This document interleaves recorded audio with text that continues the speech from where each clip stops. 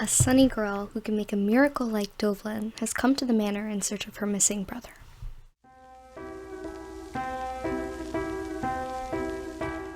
The barmaid, Demi Bourbon, is a combination assist canteen type survivor released in Season 8 with her limited S-tier skin, True Proof. Her gameplay revolves around her aforementioned Dovlin drinks, which she can use to heal a maximum of 50% damage to herself and fellow survivors, except for the underage ones, which currently include the Mind's Eye, Little Girl, and the Coordinator. A good barmaid still checks IDs, even when she's in a big murder game. Brief introduction about her gameplay aside, Demi was actually the first character to receive an introductory video, which provided some background about her before her deductions were released. It's about a minute long and tells Demi's life story before the manor in a simple overview. In summary, she was a sick child and her older brother was always protecting her. The two of them move far away from home and start up a bar, which begins to boom in business until her brother creates a wine called the Dovlin. He leaves on urgent business, and Demi is left alone, unsure when he's coming back. One day, she receives a letter with the recipe of the Dovlin inside, and believes this to be an omen for her to go protect her brother now. And essentially, yeah, in short, that's her backstory. But that's not all of it. There's a lot more detail to go over, and I'm sure that's what everyone's here to see anyway, right? Generally, the best way to get a feel for an IDV character's personality is to look at their interactions and others, and overall dialogue and archived events, along with the way their skins behave in their essence stories, their deductions, descriptions from official websites and on Weibo posts, their letters, and also the Japanese Twitter's in-character replies. Since she was released all the way back in 2019, Demi has quite a bit of content to mull over. So, what is Demi like? Who is she as a person? As far as I'm concerned, Demi is an extremely optimistic, persistent, and extroverted girl, the absolute life of the party, in a really good way. In a personality quiz from Halloween's past, she's described as a chaser of her dreams, and somebody with a strong will who will never give up on something she loves. In her character replies on the Japanese Twitter, she uses cutesy slang words like totes. Her talents are a knowledge of drugs and mixing alcohol. She dislikes pain in hospitals, and she likes alcohol, music, and money. Demi's also present as feeling agent in Koa 4. Koa skins I think are fun to pick over because the themes and survivors and hunters are very specifically selected for unknown reasons. I'd love to discuss that more in detail, but the script is getting really long and I don't want this video to be 6 million hours, so instead I'll put that on my to-do list and we'll go over that another time. But on that note, I totally recommend going over Demi's skins to get more of a feel for her. Soprano and True Proof are particularly interesting in terms of metaphor for a few aspects of her character. Most of her cosmetics are named for alcoholic drinks, which is really cute. One of her first major event appearances was as Phonograph in the Golden Rose Theater event for the Global Server's 2nd anniversary. Luckily, there is a full archive of the event on the wiki, so we can gather a few things from here based on what we can see. Phonograph works directly with Lady Bella as a lady-in-waiting, and essentially, both consider each other close companions. She's very protective of Lady Bella and quite close with her, and she doesn't take the news of her death well at all. She argues on her behalf in her suite with Scrooge and Fragrance Queen, and once Crota approaches the door and makes herself known, Phonograph whips around to physically wrestle her to the floor, claiming she must have killed Lady Bella herself. "You murderer!" Phonograph rushed towards Crota in a rage. "You knew Bella wouldn't get between you and DM, but you killed her anyway!" She pushed Crota onto the floor and wrestled with her. Fragrance and Scrooge quickly pulled them apart.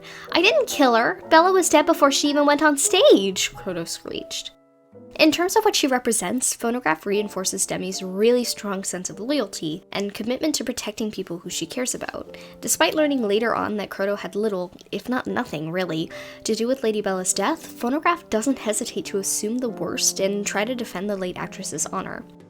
That's all for her involvement in Truth and Inference for now, but we could see her again on another anniversary, so if we do, I would recommend seeing how her latest appearance contrasts with the writing we've seen for Phonograph in the past. As of writing the script, however, there are a few other events with Demi as more of a key player in the storyline, which tells us a lot more about her personality and general behavior in detail.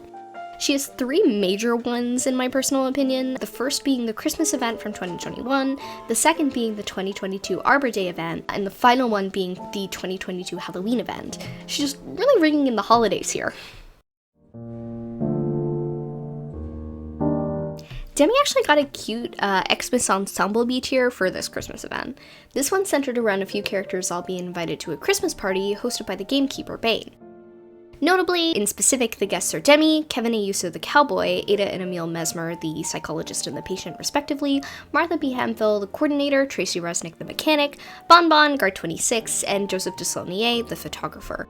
She has cute little interactions with each of them and spends most of the event trying to sell or share her Dovlin with the others, eventually passing out under the fireplace from intoxication, which is a little funny.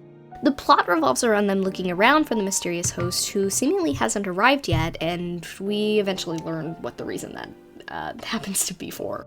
Real quick, here's her letter and the gift that she brings along. Dear Miss Bourbon, after a busy year, the loneliness of Christmas Eve is unavoidably quite depressing. If you're also looking for a group of people to celebrate this year, I hope you will consider coming to my Christmas party. Consider this my severe invitation. As for her gift, it's an ornament with a price. The number on the back of the label is the amount of money I earned from selling alcohol this year. Demi's behavior in this event really reinforces the idea that she's a bubbly life of the party type. Kind of like the stereotypical perception of champagne, light and sparkling and fun to have around. She's super excited to be around everybody, although it's particularly because she wants to sell them her liquor, but that's fine. And she has generally positive interactions with everybody else around. Although her conversation with Bon Bon is my particular favorite, which goes a little bit like this. Hey, I don't suppose you're actually a robot? Bon. This is the first time I've seen a robot in my life. Is it okay if I touch your bald little head? Bon, bon, bon, boom, bon. Calm down. I haven't even touched you. I don't suppose robots drink? Bon, bon. Fine, I get it. One less sale it is. That was really bad, but I needed to get the robot in there. While everyone investigates to find their host, Demi hangs around and drinks her Dovlin and chit-chats. She was the one who initially proposed that they go inside upon the door being sort of closed and the lights off, which gives her a cool point in terms of strong decision-making and confidence, but generally becomes less useful the more intoxicated she gets as the night goes on. She does happen to be the person who notices the fireplace is weirdly dark, and it's later unveiled, of course, that Bane was hiding in there trying to make a Santa Claus-esque entrance at first, which doesn't work out as he gets stuck.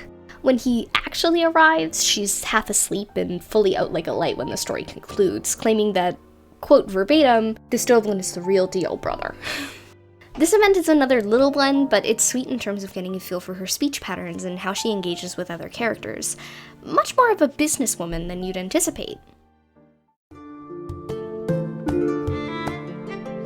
The Ashen Oath event, which is Arbor Day 2022, centered around Sear's Verdant Bard B tier, where he was trying to restore a tree in the forest by gathering some friends to form a band and sing to it.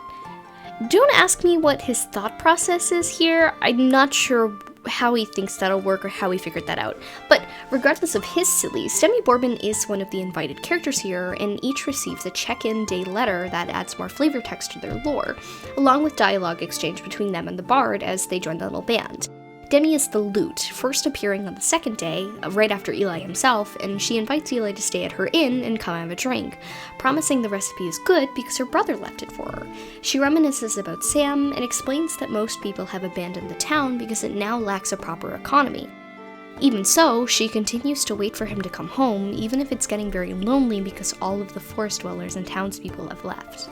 She does serve as a sort of duratagonist here, which is a neat nod to the fact that two are, as far as we've been told, but I wouldn't put it past Nesties to pull a fast one on us, because Game 6 is already really confusing, in the same manner game, helping Eli to gather everybody together.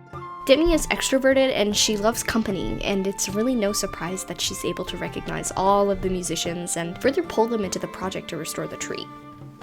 Funny enough, she refers to the drink explicitly as fruit punch, but the violinist later calls it a fermented cocktail, so do with that information what you will. She also picks fun at him for being drunk by exclaiming he's rambling on and on, which is funny based solely on, well, her own increasing intoxication and inevitable passing out during the Christmas event. But that's all for the event summary. It's a cute, simple little thing and definitely worth a first-hand read if you have the time.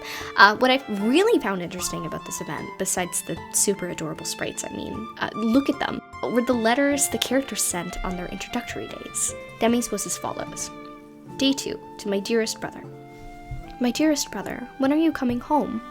I had braised meat, grilled mushrooms, vegetable salad, and barley wine for dinner tonight. I made so much food, but I was alone at the table. A new guest came to the inn, a traveling bard. He told me stories about the tree and said this used to be his home. However, his old friends were missing and his home had completely changed. People will just have to accept things like these, right? People from the past disappear one after another, just as memories of the time spent with them dissipate. It's getting dark outside, and the sandstorm rages on. I'm still waiting for you right here, my dearest brother. I poured myself a glass of fruit punch before bed, the same recipe you left for me. I hope it would take me to a dream with you in it. Your sister. I think what I enjoy most about this is the heavy irony that's present, and the insinuation that Demi writes to Sam regularly about what's going on around her, trying to keep him updated and convince herself that he's still around. She says that people have to accept things changing and people disappearing, but tells Sam she's still waiting for him right in the next paragraph. The way she anchors herself to him and the feeling of safety that he provides is a core facet of her character, and that being a little sister is a good way to explain Demi in simple terms. Carefree, family-oriented, committed, loves to sort of... If you have a younger sister, you probably know exactly what I'm saying here.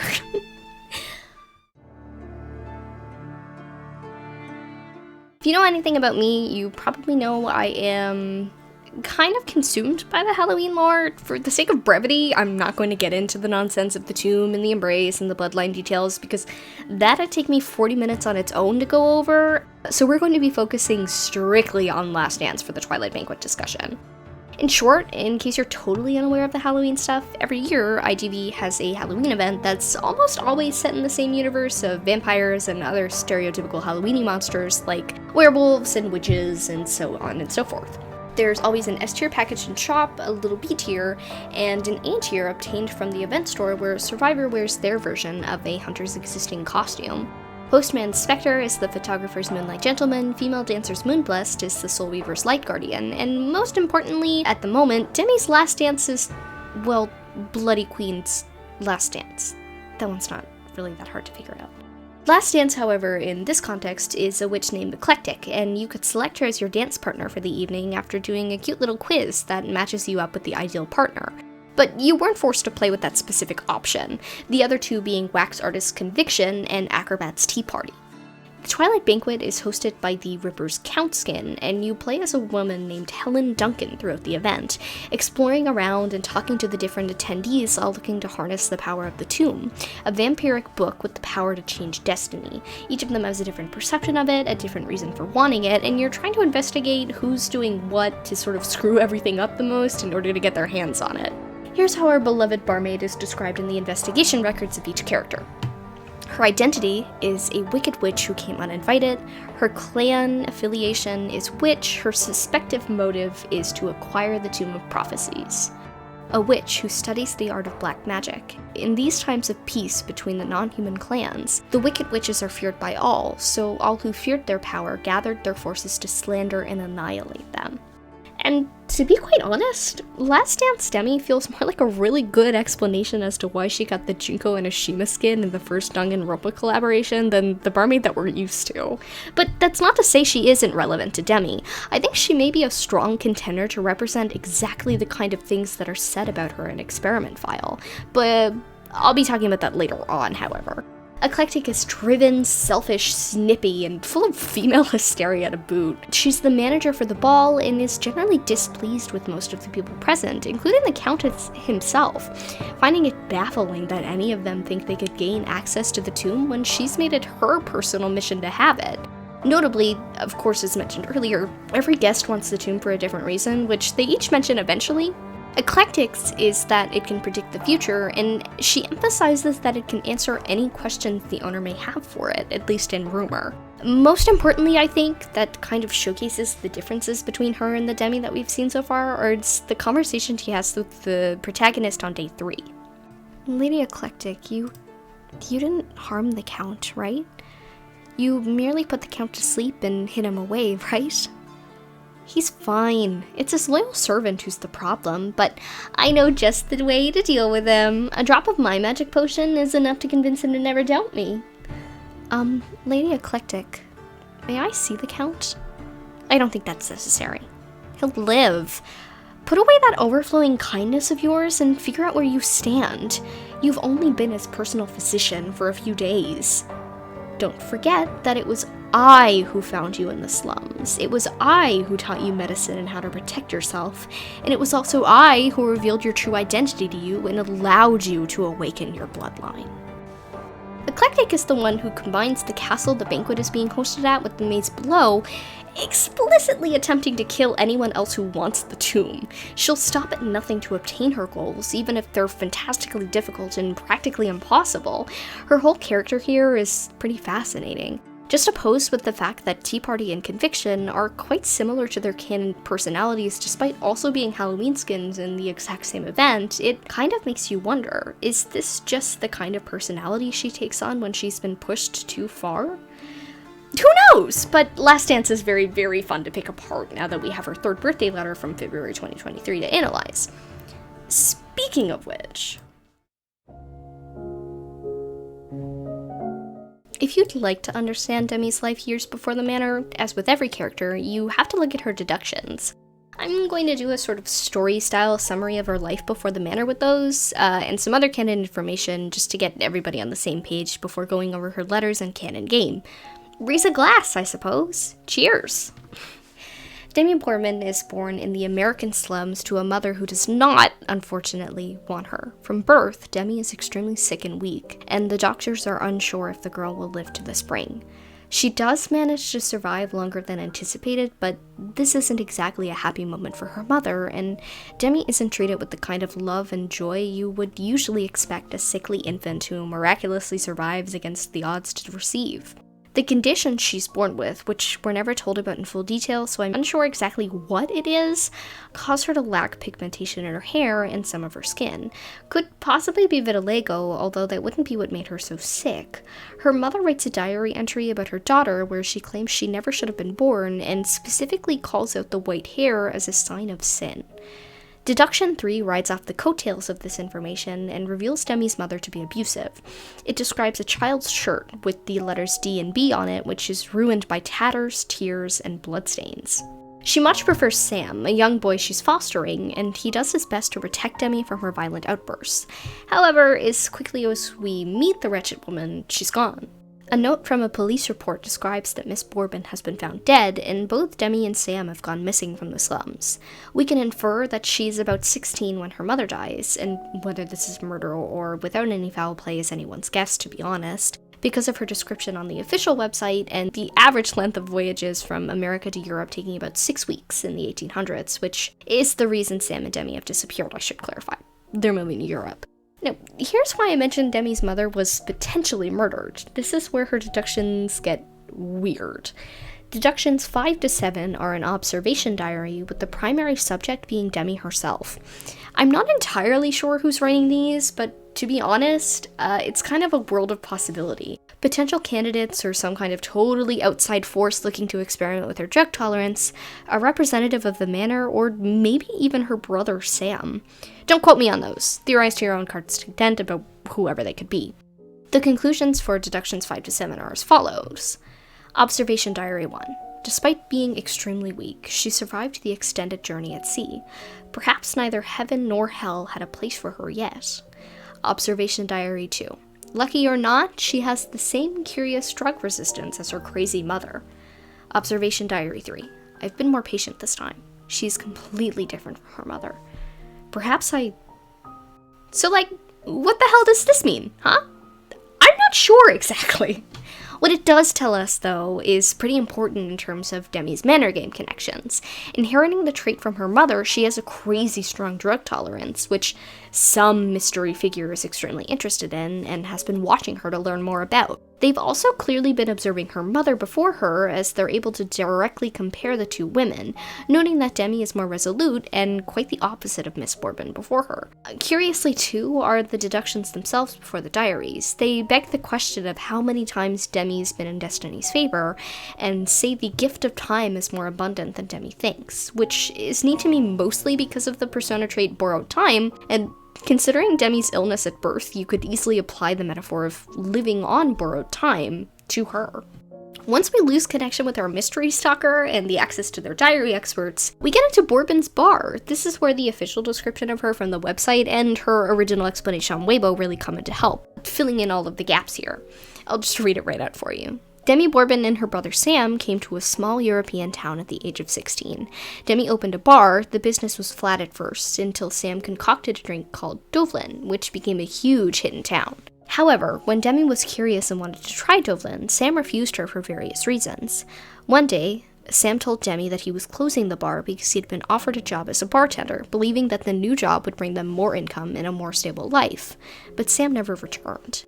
To make a living, Demi had to reopen the bar, but the business was bad. On her 20th birthday, she received a letter. Inside the envelope with the red lacquer seal was a strange recipe. With the mentality of giving it a try, she entertained the regular customers of the bar, and the regular customers told her that this was the Dovlet. She believed the recipe must be related to her brother's appearance, so she decided to go to Elita's Manor. So they open a bar together. Sam creates the Dovlin recipe after slow business. It's a huge hit, and he ends up taking an invitation from Elita's Manor, believing he'll be back soon. He's not, and as Demi's finances dwindle down, she chooses to reopen the bar. Unfortunately, her skills as a mixologist aren't as refined as his, and she doesn't have the original Dovlin recipe.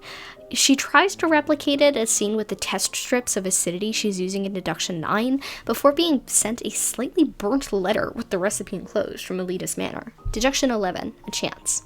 What's waiting for you when you're done getting a buzz? A medical record. Miss Bourbon, you've recovered surprisingly well. I believe you'll return to good health with the others soon. Congratulations.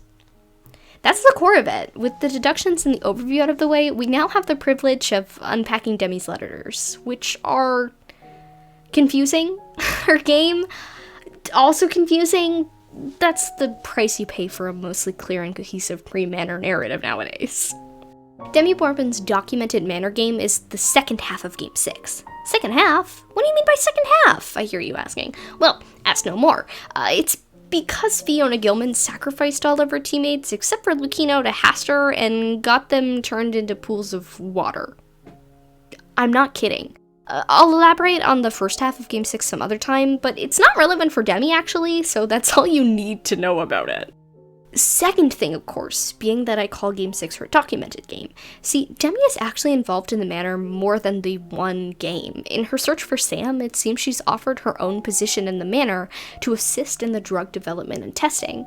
Her first and second letters are both from an anonymous source, likely her brother, each about experimenting on mice, and with heavy emphasis on a mysterious traitor. Not to mention, while they are addressed to someone with the initial D, this doesn't inherently mean they're for Demi.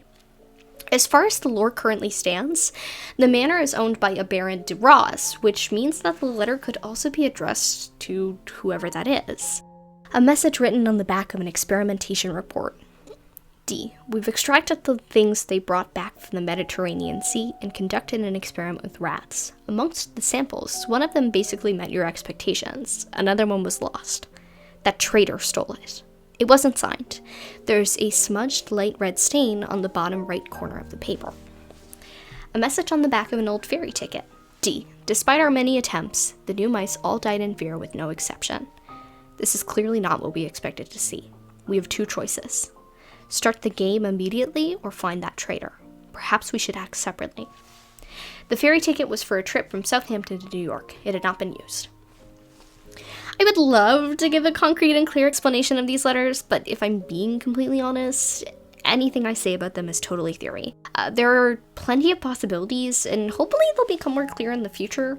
All we know for sure is that the receiver has the initial D for one of their names, and the sender is concerned about a traitor working within the manor. Experiments with drugs are being done on mice, and so far not working out the way they want them to. Now, speaking of theory, it's also actually a bit of a toss-up which game Eli Clark is in. Personally, I group him with the second half of Game 6, which is because he explicitly describes coming to the manor with Lucino already being there, the sole survivor of the first Game 6, and then mentioning Demi by name. Of course, the lore with these two mostly revolves around whatever the hell is going on between them, while Demi maintains her own narrative focused around her relationship with the experimenter and her own ambitions. Eli in particular won't come up much past this point, but here's his mention of her regardless.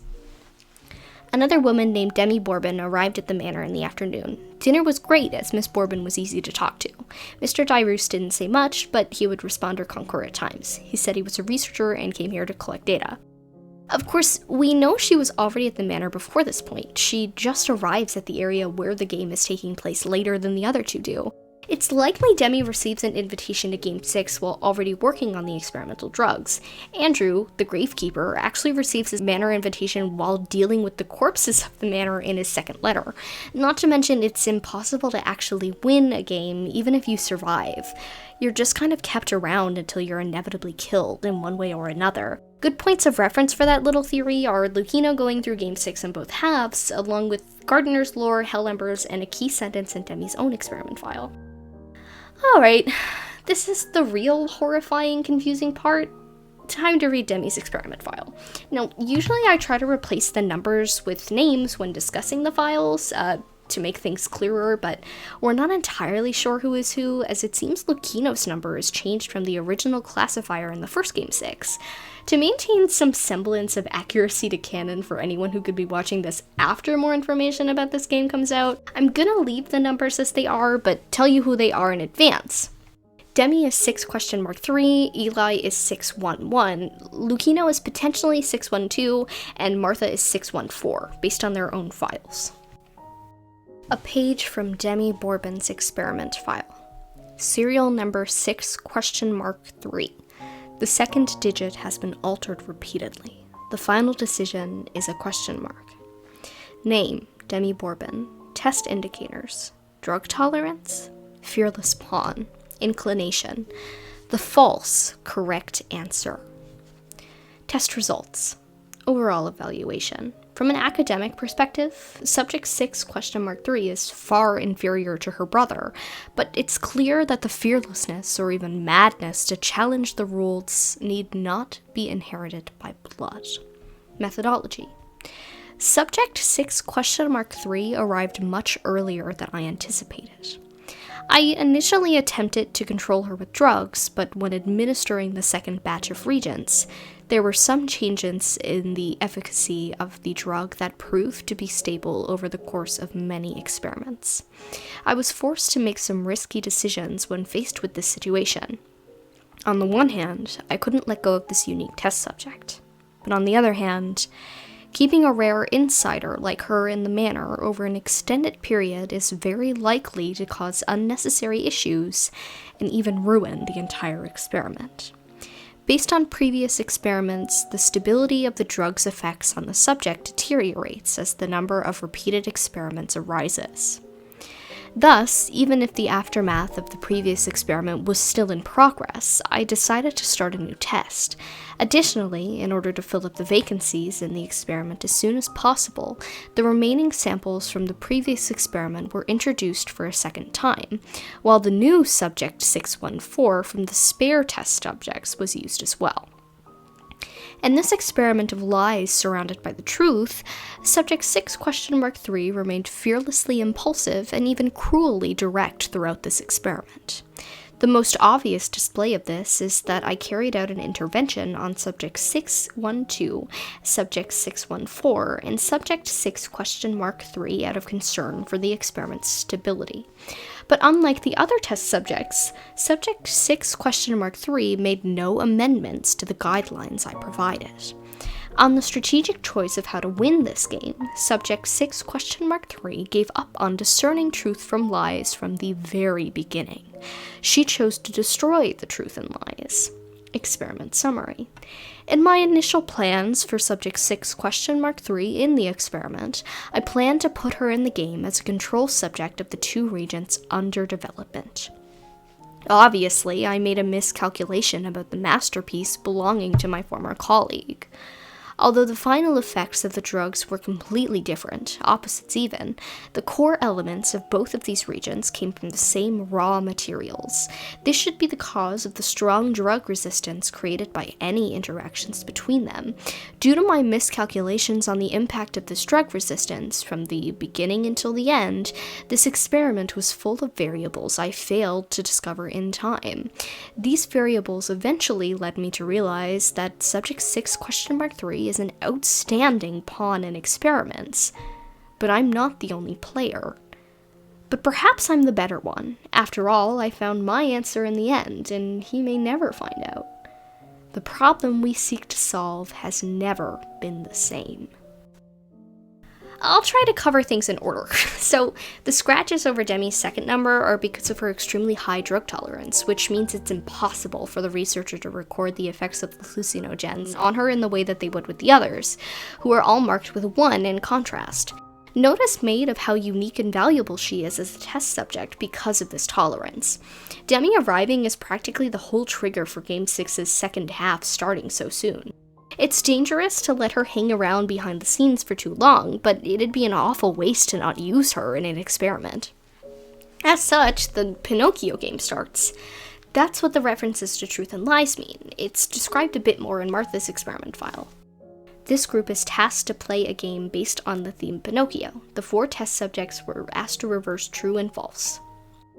Essentially, they're playing around with falsehoods. It affects Martha most of all, considering Demi decides to completely forego the experiment theme and try to destroy it all, which is why she's described as fearless and mad, challenging the rules of the game.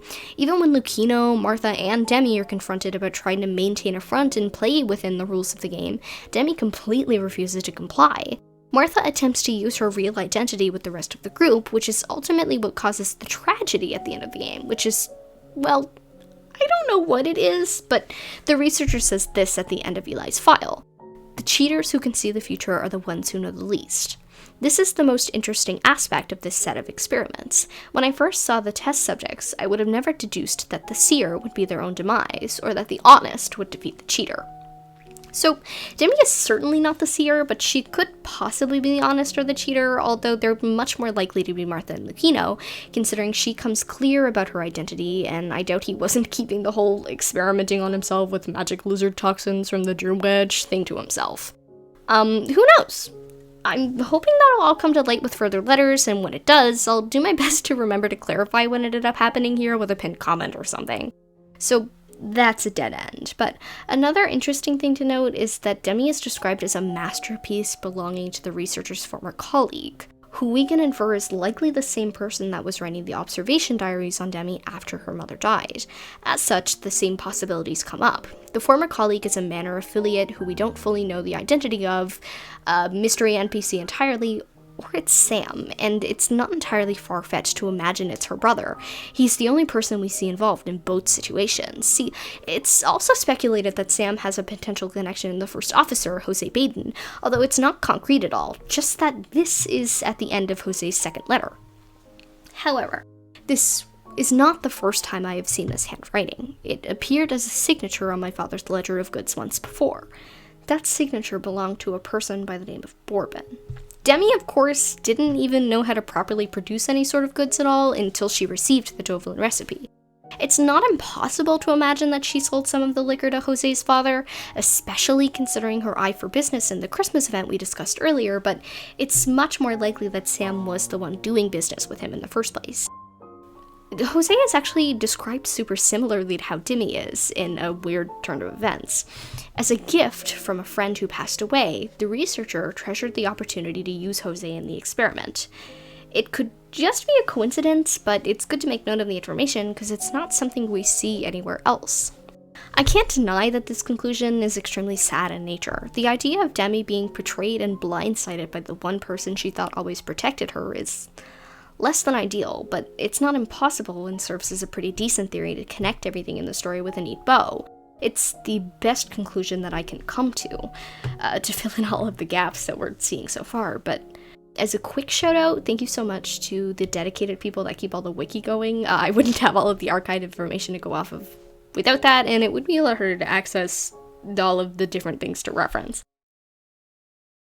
The ending of Demi's story seems to be so devastating that I had to record the ending at an entirely different time. If I sound a little bit different, that's why, and I'm so sorry, but all of that was a little bit confusing. I'm genuinely very sorry that I could not come to a better conclusion about any of it. I've given you the information, I've laid it out for you the best way I can, and you can draw your own conclusions with that. I should clarify, of course, that anything I've said or any conclusions I've personally drawn are my own opinion. While I base it on the research that I've done and everything that I can read about her in the game, that doesn't inherently mean that I'm going to be right about anything. Nor should you believe that anyone is ever going to be fully right about anything in this game, to be honest. But on that note, I would actually like to move into the fourth and final section of the Demi overview.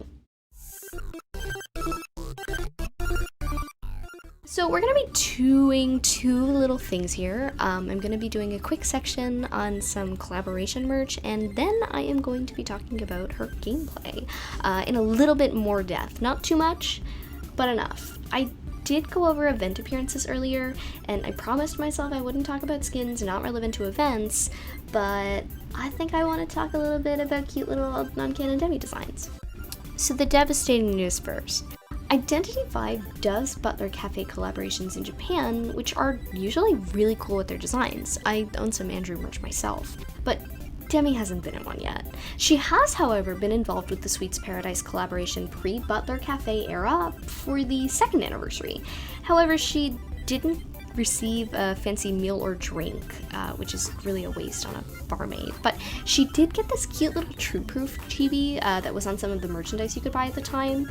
There were little acrylic stands, buttons, and I think tote bags as well. Don't quote me on that. This was also done around COVID time, which means that it's lost to us in its glory. Luckily though, Demi has shown up in another fan favorite collaboration line. She was actually in the first rendition of the Ichiban Kuji set. This one is themed around Japanese folklore of the yokai, which are supernatural spirits, and her design is so pretty. All of them are, but she really stands out to me. I like Postman and Mechanic too, if I'm being honest. And here she received a big acrylic stand, an adorable little rubber charm, a card, and some group photo merch, all of which is great, and you can probably find it somewhere in Mercari, if I'm encouraging you to make a bad decision. There was also a super cute collaboration more recently themed around a marching band.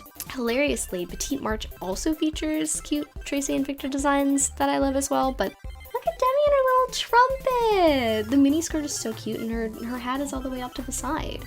She was in the first half once more, releasing on May 27th, and I'm not sure exactly what merch was released. I had a hard time finding any of it online this time around. I'm assuming there were things like cards, buttons, and maybe tiny standees, but I could be wrong. However, that's generally what you find from merch collaborations. That, however, is all for notable collaborations off the top of my head and in anything I've searched for. She's had other ones, but she's not in any different little outfits or anything, and they're less interesting than the 3 I covered, so they're not worth the time to do an overview of. Now, I do official tournament casting, which means I also know quite a bit about the gameplay and meta. In that spirit, just in case you did want to learn more about how Demi works gameplay-wise, along with the lore interview, I thought it might be fun to include. As mentioned earlier, she's an assist contained, which means she has a primary class and a secondary one. Only a few characters are afforded this privilege. Most are either just a rescue, contain, assist, or decoder. While I'm not 100% on Demi's release gameplay, I am super familiar with her more recent buff between Co of 5 and 6, and it was a really notable change. Mostly in the numbers, but it's still something that's worth going over. Demi in-game nowadays has a 19-second strong Dovlan healing time, a speed drink sometimes called the Dovlan base, but usually Durfin, and she has 2 of those strong Dovlan drinks with her the whole time. She begins with 1 and can mix a second after she uses the first, or give it away to a teammate. But things did used to be rather different in that department. She used to start with a base, not a pre-made drink, and she had to mix both the first and second. Mixing these would then give her a 25% temporary hit of damage called Tipsy, which luckily began to heal off as soon as it appeared, but still took a few seconds. The same would happen when you used your Durfin to kite her transition. It made her extra vulnerable to chip hunters, and particularly Photographer, but with the buff that removed this feature, she's become significantly stronger. On top of removing the 25% damage, they also shortened the time it takes for her to heal with Dovlin, which means a good barmaid can tank 4 hits before she goes down and waste a lot of the hunter's time, which is quite wild. You do have to be careful about the fact that she mixes a lot slower when she's already injured. I think it's 10 seconds, don't quote me on that. As of Koa 6, she's really high in the meta, as she's an extremely good counter to Dream Witch, who is still the strongest hunter in the entire game. Demi is also very beginner friendly. You only really have to learn how to kite with her and not use any particularly difficult abilities. Of course, kiting is a skill that's acquired over time, but if you're able to kite and get your drink off, it's really worth your time to try and learn Miss Bourbon and get her mastered. If you're ever solo queuing in rank or something of the sort, I would totally recommend trying her out. If you've developed a sort of love for her personality and story, she's even more fun to play, and then you get to see her all the time. I think that's all I wanted to talk about in terms of her gameplay, just to go over some facts and have some fun with it. That's really all I have. Thank you so much for coming in to listen. This is my first time doing a video of this kind, and I do intend on doing more refined ones in the future, but I thought it would be best to get one out that is experimental and figure out the ropes of doing things. Instead of approaching a huge project the first time around, it was certainly a better idea to go for something that was way more approachable, and I had the ability to tackle without sort of overwhelming myself and dying in the process. But on that note, secret achievement.